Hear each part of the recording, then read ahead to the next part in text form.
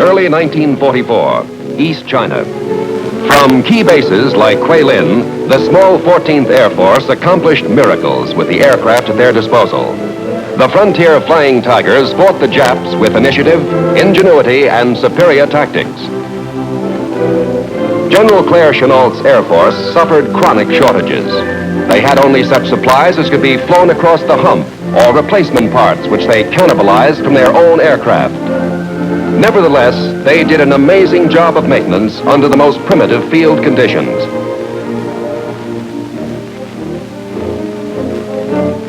Despite the lack of gasoline, equipment, and personnel, they ran effective fighter and bomber operations along a 5,000-mile front. Then came June 1944, and the Jap offensive got rolling. When the Chinese armies could no longer protect our bases, we had to get out.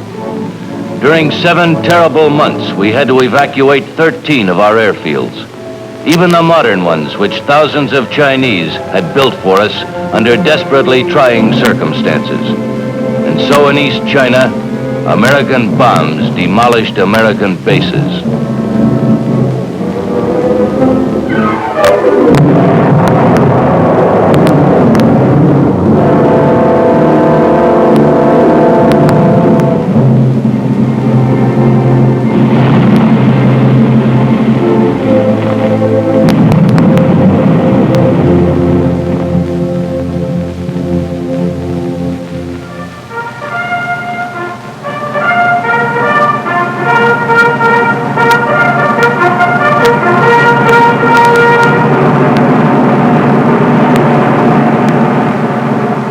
While the 14th Air Force, tasting temporary defeat, regrouped at other bases in China, the 5th Air Force advanced in the Pacific. Liberators operating from captured fields like Biak now prepared the way for the Philippine campaign. Our mission was to neutralize the enemy on the islands we had bypassed. Our commanders, MacArthur and Kenny, felt there were too many Jap strongholds behind us and around us to be healthy. Air power had to remove the threat of enemy attacks on the flank and the supply line of our proposed amphibious landing. We were ordered to continually pound enemy concentration centers and sea lanes. In no previous Pacific operations did the preparatory phase cover such a vast area. To isolate the Philippines, our next battleground, we employed 4 battle-tested air forces.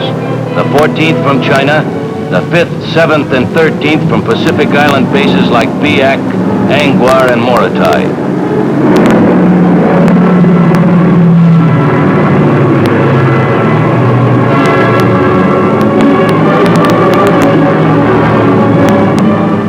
Pacific warfare was island warfare. It was our job to cripple key bases in the shrinking Japanese empire. Our targets were enemy installations and the convoys supplying them. And so, island by island and ship by ship, we worked our way back to the Philippines.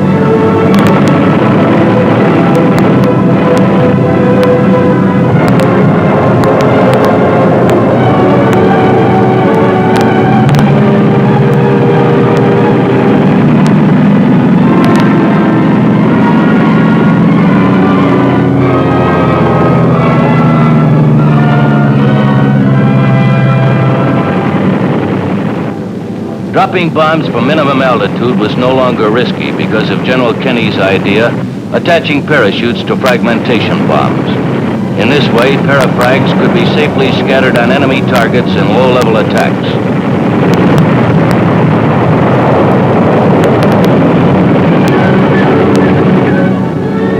As the enemy built new airstrips to protect the Philippines, our concerted attacks from distant bases pounded them to rubble.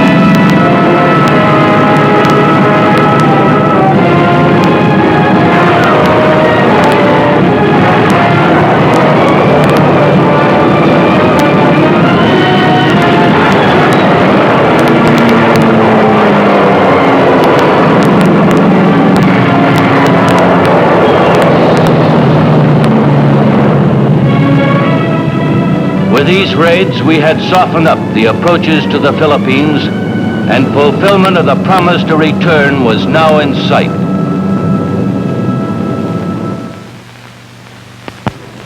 On 19 October, an Allied armada of combat and assault vessels maneuvered in Philippine waters. The Joint Chiefs of Staff had decided on Leyte as the invasion island. Two great amphibious forces of more than 700 ships converged. MacArthur knew that Leyte defenses were heavy. Nonetheless, the 10th and 24th Corps of the 6th Army headed for shore on schedule. America was keeping her promise to return. 260,000 Jap troops were scattered throughout the islands. From Leyte to Luzon, they tried to stop the Allies from liberating the Philippines. Japanese resistance was in vain. Allied troops advanced from island to island. In each case, the Allied landings were skillfully effected with boldness and surprise, but stubborn and prolonged fighting usually followed in the hills.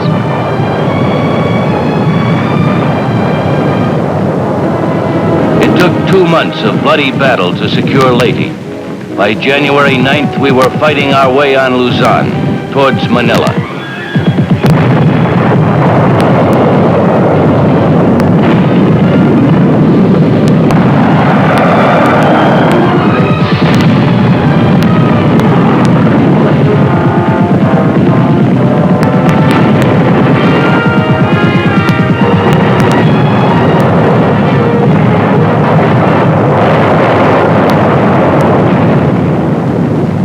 The hills of Luzon were a problem ready-made for an air power assist. In cooperation with ground units, we flew tactical missions against Japs holed up in mountain caves. Ground radio control directed our bombing.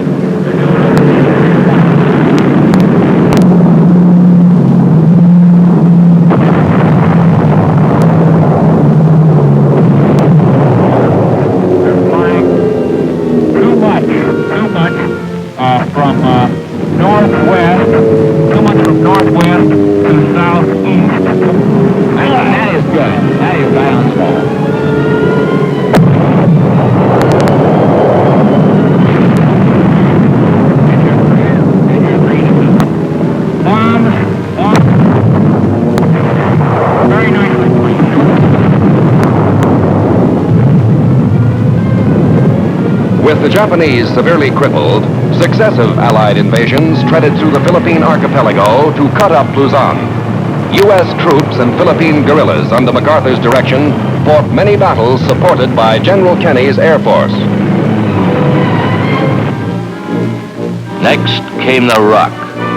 Corregidor had special meaning for General MacArthur. He remembered Skinny Wainwright and his men who had suffered 5 months of battle, 28 days of siege, surrender, and the death march.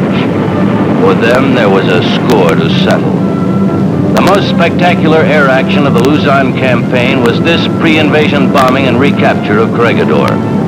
General Kenny had proposed that it be retaken from the air. The blitz started January 23rd with the 13th Air Force dropping 500-pound bombs. The 7th Air Force hit the target from Palau. veterans of the 5th Air Force joined in hammering the guardian fortress of Manila Bay.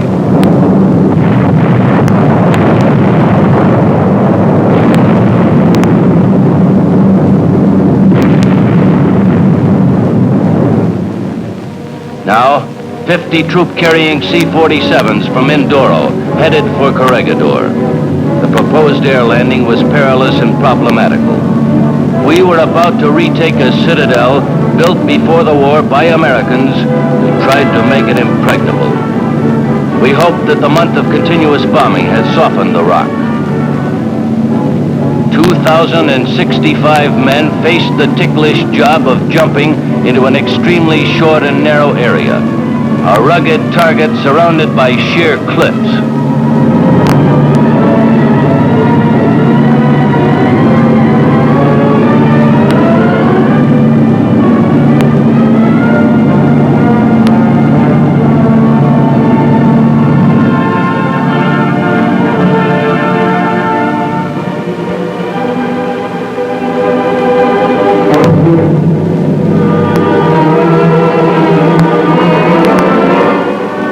The plan to drop on topside worked. We only found scattered opposition.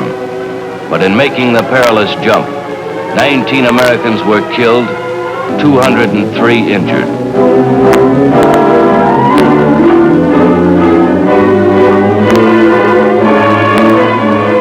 The Corregidor return drama developed along the classic Allied pattern in the art of trimphibious warfare.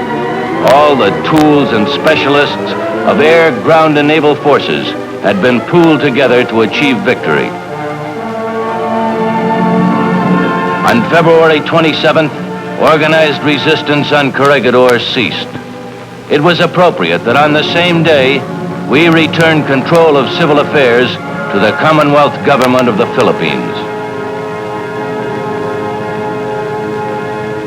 Within a week, 12 American officers, all veterans of the fall of Corregidor, headed by General of the Army MacArthur, returned to the Rock.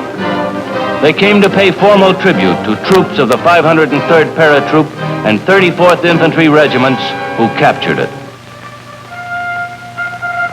In his remarks, MacArthur said, "Hoist the colors and let no enemy ever haul them down."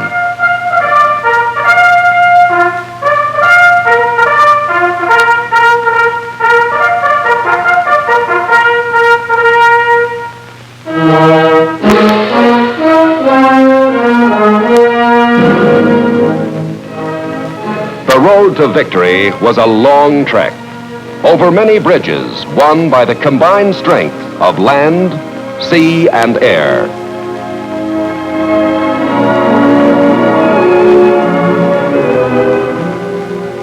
Leading the way in pushing the Jap aggressor back to his home islands and crushing his dreams of empire was the United States Air Force.